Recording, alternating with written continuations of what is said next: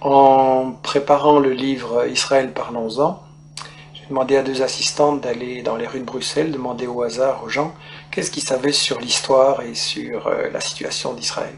Les réponses étaient catastrophiques. Il y a en fait une ignorance du public, et je pense que cette ignorance n'est pas due au hasard. Ça fait 60 ans que les médias européens, qui se disent les meilleurs du monde, informent le public, et on constate qu'en fait le public ne sait pas l'essentiel. Je pense que c'est dû à une opération de propagande israélienne relayée par les médias, et je l'ai résumé dans ce que j'ai appelé les 10 grands médias mensonges qui justifient Israël. Le premier grand média mensonge, c'est qu'on nous dit Israël a été créé en réaction au génocide contre les Juifs en 40-45. Ça, c'est totalement faux. En fait, c'est un projet colonial qui est bien plus vieux, qui a été décidé au congrès de Bâle en 1897. Le mouvement nationaliste juif décide de coloniser la Palestine. À ce moment-là, on emploie le mot colonialisme, il n'est pas du tout honteux. Et ils font appel aux puissances coloniales de l'époque pour ce qu'ils se rendent compte qu'ils ont besoin d'être protégés. Ils demandent à l'Empire turc qui n'est pas intéressé, mais l'Empire britannique, lui, est très intéressé parce qu'il veut absolument avoir des colons qui vont être installés là au milieu du monde arabe, entre la partie ouest et la partie est.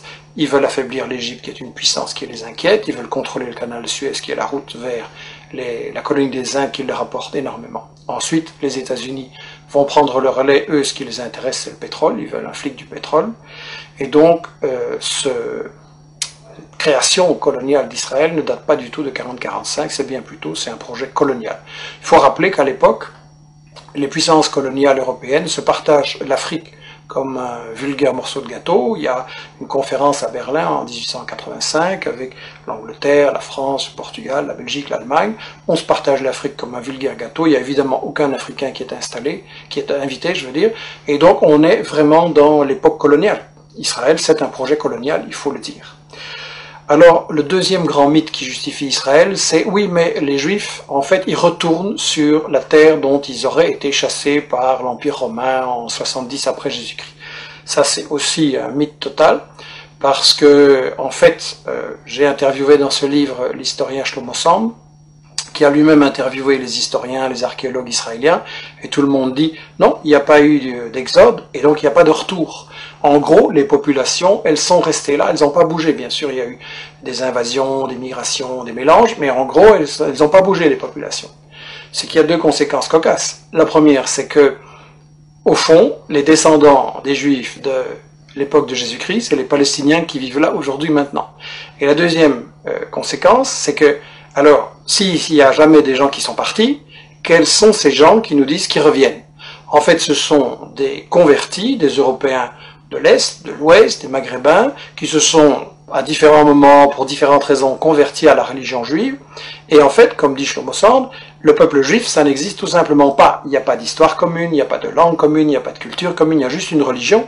Mais une religion, c'est pas un peuple. On ne parle pas de peuple chrétien, de peuple musulman, et donc pas de peuple juif non plus.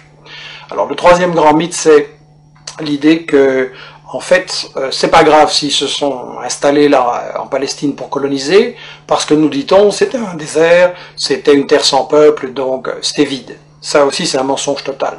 En réalité, les témoins de l'époque, déjà au 19e, début 19e, disent la Palestine, c'est un océan de blé. Il y a des cultures et des exportations, notamment vers la France, de l'huile, du savon, les fameuses oranges de Jaffa. Et d'ailleurs, quand les colons britanniques et puis les colons juifs vont vouloir s'installer en Palestine à partir de 1920, les paysans palestiniens refusent de céder leurs terres, et donc il y a des révoltes, il y a des grèves générales, il y a des manifestations avec de nombreux morts, il va même y avoir une guérilla en Palestine, donc c'était tout sauf un désert, et tout ça n'a été brisé que par une répression très très féroce de l'occupant britannique et des sionistes ensuite. Alors on nous dit, oui c'est vrai, il y avait des Palestiniens, mais enfin ils sont partis d'eux-mêmes. Ça aussi c'est faux. J'ai cru ça moins longtemps, et tout le monde a cru ça, et ça a été la grande version officielle d'Israël, jusqu'à ce qu'on a appelé les nouveaux historiens israéliens, Benny Morris qui est interviewé dans les livres, Papé et d'autres disent non, les Palestiniens ont été chassés par la violence, par la terreur, par toute une opération systématique pour les expulser en fait du pays, pour vider la terre de ses habitants. Donc ça c'est encore un mythe absolu, et ça c'est pour, disons, la partie historique. l'histoire d'Israël, tout ce qu'on nous cache, qui est très très important à comprendre.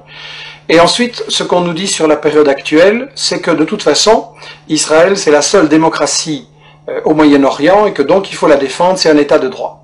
Premièrement, c'est pas un État de droit, c'est le seul État au monde où la Constitution ne fixe pas les limites du territoire. Dans tous les pays du monde, il y a une Constitution qui dit le territoire il commence là, il s'arrête là, et ça c'est notre pays. Israël non, parce qu'Israël c'est justement un projet d'expansion qui n'a pas de limite, et il y a donc une Constitution en plus totalement raciste qui dit que Israël c'est l'État des Juifs. Ce qui veut dire que les autres sont des sous-citoyens, des sous-hommes, et donc c'est la négation même de la démocratie, une constitution pareille. Donc Israël n'est absolument pas une démocratie, et je voudrais dire que en fait, Israël c'est le colonialisme, c'est le vol de la terre, c'est le nettoyage d'une population, ça ne peut pas être considéré comme une démocratie. Alors bien sûr on me dira, il y a un parlement, il y a des médias, il y a des profs d'UNIF qui critiquent, etc. C'est vrai, mais étant donné que c'est un État qui est basé sur le vol de la terre, ça veut dire qu'en fait c'est une démocratie entre les voleurs pour savoir comment ils vont continuer à voler. Et ça n'est pas une démocratie, c'est du colonialisme, c'est toujours de la dictature.